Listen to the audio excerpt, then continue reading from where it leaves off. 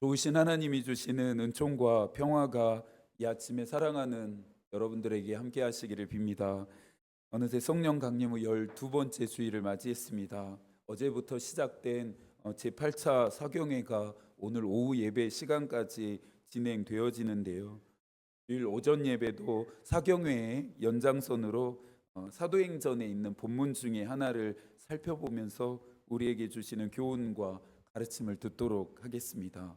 사경회를 준비할 때마다 가장 먼저 기도하게 되는 것은 말씀이 육신이 되어 우리를 찾아오신 예수를 만나게 해 달라는 것입니다. 단순한 지식과 정보를 얻는 시간이 아니라 예수와 잇대어져서 충만한 생명 또 은혜를 누렸으면 하는 것을 소망하기 때문입니다. 여러분을 찾아오시는 예수와 만나고 계신가요? 여러분에게 말 걸어오시는 그분의 음성을 듣고 계시나요? 말씀을 깊이 상고하는 시간을 통해 나에게 주시는 레마를 듣게 되시기를 축복합니다. 사도행전은 성령 행전이라 불리우기도 합니다. 1장에서 예루살렘과 온 유대와 사마리아 땅끝까지 복음이 전해지기 위해 찾아오신 성령은 28장에서 로마에까지 하나님의 나라가 전파되며 주 예수 그리스도에 관한 모든 것을 전하게 했습니다. 이 일에 바울을 포함한 많은 증인들이 쓰임을 받았지만 복음이 전해지는 일은 인간의 열심만으로는 불가능했습니다. 스가랴 4장 6절입니다. 만군의 여호와께서 말씀하시되 이는 힘으로 되지 아니하며 능력으로 되지 아니하고 오직 나의 영으로 되느니라. 또 사도행전 1장 8절 오직 성령이 임하시면 너희가 권능을 받고. 복음 전파는 하나님의 영인 성령의 능력과 역사로 되어지는 일이었습니다. 복음의 역사를 계획하시고 이끄시는 분은 성령이었고 증인들과 또 우리는 성령의 계획 안으로 초대되었을 뿐입니다. 유대인에게 복음이 먼저 전해집니다. 하지만 특별한 선택을 받았던 그들은 복음을 독점합니다. 이것은 세상을 사랑하시고 모든 사람이 구원받기를 원하시는 하나님의 목적과도 충돌했는데요. 성령은 어떻게 해서든지 이들을 움직여야 했습니다. 자발적으로 되지 않는 선교를 이제는 비자발적으로 성령께서 행하게 하셨는데요. 8장에서 스데반의 순교로 인해 촉발된 예루살렘의 큰 박해가 바로 동기가 됩니다. 박해를 피해 많은 사람들이 예루살렘을 떠나야 했습니다. 유대와 사마리아와 땅 끝까지 흩어진 이들은 복음을 전하게 됩니다. 비자발적인 신앙 생활을 하는 교우들이 있습니다. 목사인 저도 그렇지만 우리가 자발적으로 또 스스로 신앙생활을 잘 할 수 있다면 얼마나 좋을까요? 자발적으로 예배하고 기도하고 봉사하고 헌신할 수 있다면 너무나 좋겠습니다. 그런데 그렇지 않다는 것이 저희 신앙의 민낯일 수 있겠습니다. 낯선 상황과 또 계기와 사건들은 우리를 신비라는 세계 안으로 끌어들입니다. 바로 이것이 하나님을 만나게 되는 담에색 도상이 되는데요. 하나님의 뜻대로 행하지 않으면, 성령의 뜻대로 행하지 않으면 안 되도록 막다른 곳으로 우리를 밀어붙이시는 것처럼 느껴질 때가 있습니다. 그런데 놀라운 점은 벽이라고 생각했던 그곳이 어느새 길로 바뀐다는 점입니다. 사람이 끝이라고 말하는 곳에서 하나님은 새롭게 시작하십니다. 목회를 하면서 수많은 한계들을 만납니다. 열의 아홉은 내 힘과 의지와 열심으로는 극복할 수 없는 일들이었습니다. 사방을 둘러봐도 도무지 길이 보이질 않았습니다. 그래서일까요? 사도행전에서 만나게 되는 증인들의 마음이 이해가 되고 공감이 또 됩니다. 더 이상 아무것도 할 수 없어서 몸에서 힘을 빼는 그 순간 상황을 역전시키는 하나님의 일하심을 만나게 되었습니다. 하나님이 저에게 바라시는 것은 내 힘을 빼고 오롯이 하나님의 능력만을 바라보는 것임을 지금 깨닫게 되었습니다. 바울은 다시 한번 성령의 계획하심 안으로 빨려 들어가는데요. 6절과 7절의 말씀을 한 번 더 읽겠습니다. 성령이 아시아에서 말씀을 전하지 못하게 하시거늘 그들이 부르기아와 갈라디아 땅으로 다녀가 무시아 앞에 이르러 비두니아로 가고자 애쓰되 예수의 영이 허락하지 아니하시는지라. 바울은 아시아에서 복음이 전해지지 않은 곳에는 복음을 전하고 또 복음이 전해진 곳은 더욱 견고하게 하려고 하는 계획을 가지고 있었는데요. 이것을 누가 가로막았습니까? 성령께서 가로막으십니다. 준비하고 계획하는 일들 앞에서 성령의 가로막으심이라고 하는 벽을 만날 때가 있습니다. 하나님을 위해, 교회를 위해 준비하고 계획하는 일인데도 성령께서 원하지 않으신다는 마음을 강하게 느낄 때가 있습니다. 그럴 때마다 제가 해야 했던 것은 모든 준비와 계획을 전면 백지화하는 것입니다.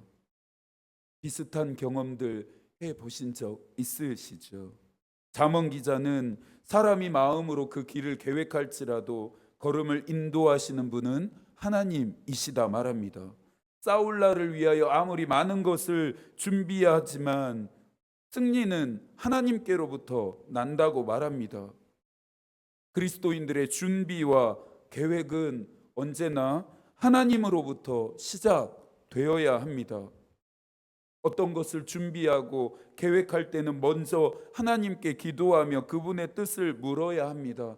내 생각보다 하나님의 생각을, 내 계획보다 하나님의 계획이 무엇인지가 중요합니다. 예수라면 어떻게 하셨을까 질문하는 것입니다. 그렇다면 내가 준비하고 계획하는 일이 하나님의 뜻과 부합되는지는 어떻게 알 수 있을까요? 여러분은 어떻게 확인하시나요? 하나님의 음성인지를 확인하는 여러 가지의 방법들이 있겠지만 오늘 여러분에게 나누고 싶은 한 가지는 내적인 평안과 확신입니다. 준비하고 계획하는 일들이 있다면 먼저 충분히 기도하십시오.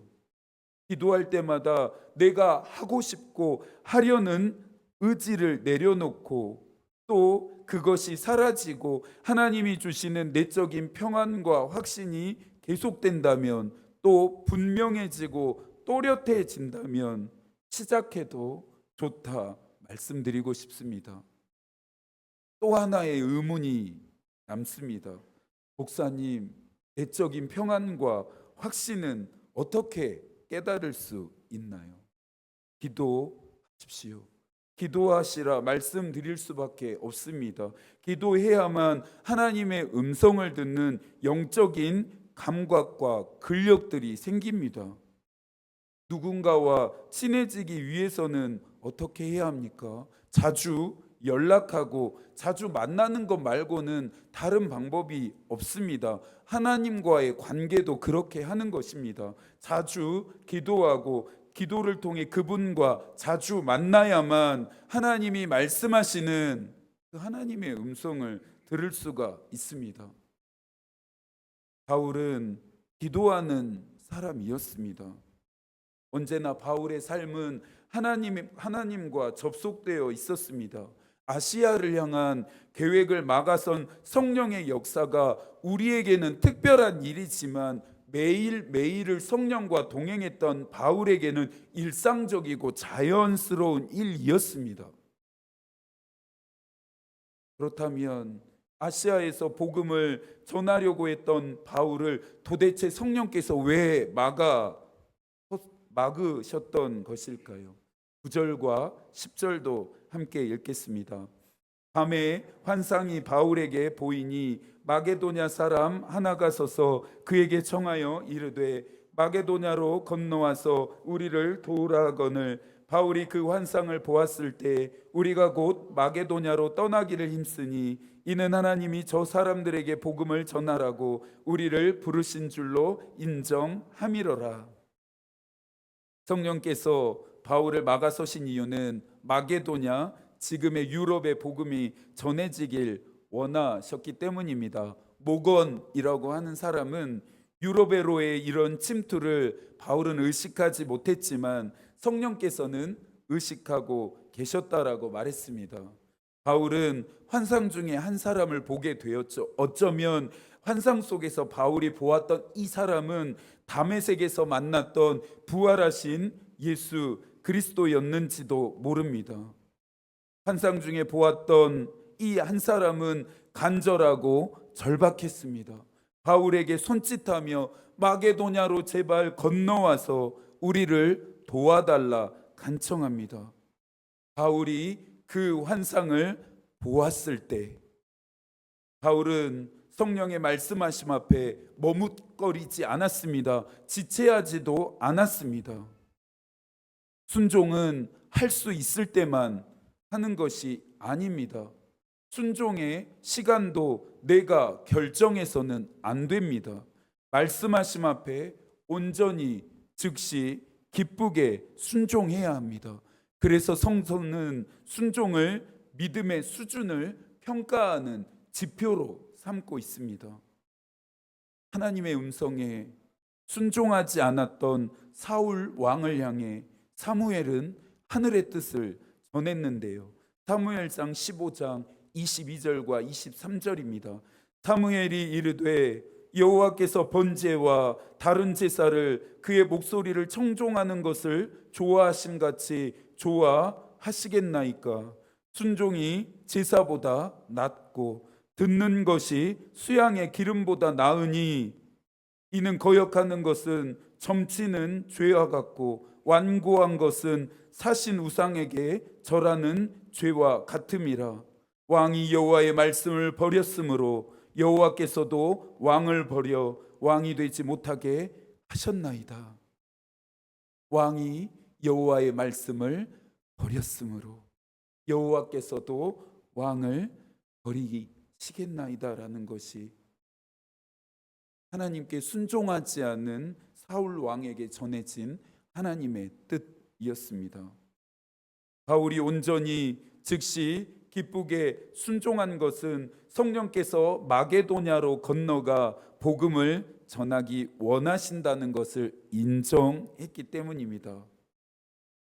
원어적인 의미를 보니 인정했다라고 하는 이 단어 안에 설득되었다라고 하는 뜻이 있었습니다.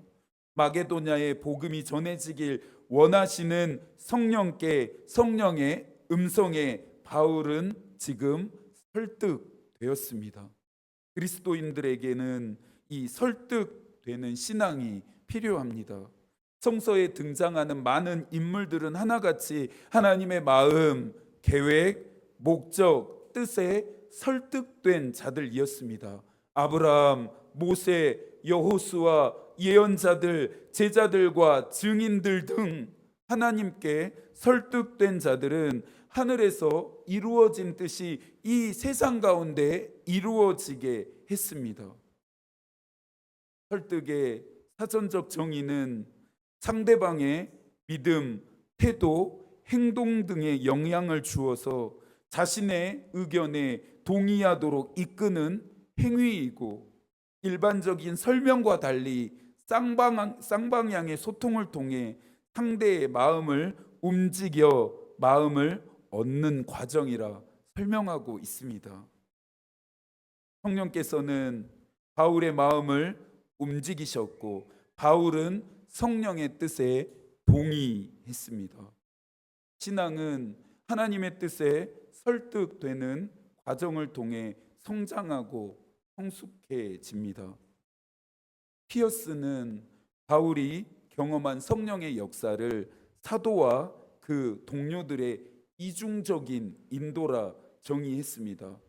한편으로는 금지와 제지, 다른 한편으로는 허용과 압박이 있었다는 것인데요. 아시아로 가려고 하는 바울은 제지되었고 마게도냐로 가라는 압박을 받습니다. 그러면서 피어스는 이중적인 인도를 받았던 사람들의 사례도 들었는데요. 먼저는 아프리카 선교의 개척자라 불리우는 리빙스턴은 원래 중국 선교를 꿈꾸고 중국으로 가려고 했지만 아편 전쟁이 발발하면서 아프리카로 선회해야 했습니다. 하나님으로부터 위대한 일을 기대하고 하나님을 위해 위대한 일을 시도했던 윌리엄 캐리가 희망했던 폴리네시아가 아닌 성령께서는 그를 인도로 이끄셨고, 미얀마에 최초로 복음을 전한 저드스는 먼저 인도로 간 후에 미얀마로 이끌림을 받았습니다. 이들이 성령의 역사를 따라가지 않았다면, 성령의 음성에 설득되어지지 않았다면 오늘 우리가 읽고 있는 기독교의 역사는 정말 많은 변화를 겪었을 것입니다. 적과 꿀이 흐르는 약속의 땅인 가나안은 애굽에서 최단 경로로 간다면 14일이면 도착할 거리였습니다. 그런데 하나님은 40년을 돌아가게 하셨습니다. 어차피 들어가게 될 땅인데 바로 진입하게 하셨다면 얼마나 좋을까요? 하나님의 계획은 결론이 아닌 과정에 있다는 생각이 듭니다. 약속의 땅에 어떻게 들어가는지를 가르치고 싶으셨던 것입니다. 오랜 종살이를 통해 잃어버렸던 믿음을 일깨워야 했고, 모든 일의 시종은 하나님께 있음을 그들이 배워야 했습니다. 피어슨의 말처럼 40년 동안 헤매었던 광야는 이중적 인도하심으로 하지 말아야 할 것에 대한 제지, 또 해야 할 것에 대한 압박을 훈련하는 학교인 셈입니다. 사랑하는 여러분이 바라고 원하시는 것을 이루기 위해 하나님을 설득하려고 하지 마시고, 하나님이 바라고 원하시는 것은 무엇인지를 먼저 질문하십시오. 내가 바라는 것들을 종이에 빼곡히 채워 하나님 앞에 나아가 이 모든 것들을 해결해 달라 부탁하거나 통보하지 마시고, 백지를 들고 가서 하나님이 바라시는 일들로 채워 보십시오. 하나님보다 앞서 가려고 하지 말고 하나님 뒤로 물러나십시오. 나와 함께 해달라고 간청만 하지 마시고, 여러분이 언제나 어디서나 하나님과 함께 하기를 결단하십시오. 사도행전에 나오는 바울을 포함한 많은 증인들이 성령의 이끄심을 따랐던 것처럼 성령의 뜻을 분별해서 따라가십시오. 오늘의 본문 12절도 한 번 더 읽겠습니다. 거기서 빌립보에 이르니 이는 마게도냐 지방의 첫 성이요 또 로마의 식민지라 이 성에서 수일을 유하다가, 성령의 이끄심에 순종해서 마게도냐로 건너갔던 바울은 마게도냐 지방의 이제 관문 도시인 빌립보에 도착했습니다. 이방 선교를 이끌었던 전초기지 역할을 하게 된 두 곳의 교회가 있는데요. 첫 번째는 바울의 선교 일정의 시작과 끝이 되었던 안디옥 교회입니다. 안디옥 교회는 복음이 땅끝까지 전해지게 하는 시작점과 종착역의 역할을 합니다. 그리고 또 하나의 교회가 빌립보 교회입니다. 빌립보 교회는 이제부터 유럽에 복음이 전해지게 하는 교두보 역할을 하게 됩니다. 우리 교회가 안디옥 교회와 또 빌립보 교회처럼 성령이 이끄시는 교회, 복음이 전해지는 통로로 쓰임받게 되기를 소망합니다. 교회가 서 있는 이 지역과 또 도시와 나라와 열방에 복음을 전하려고 하는 증인들이 모인 공동체가 되기를 바랍니다.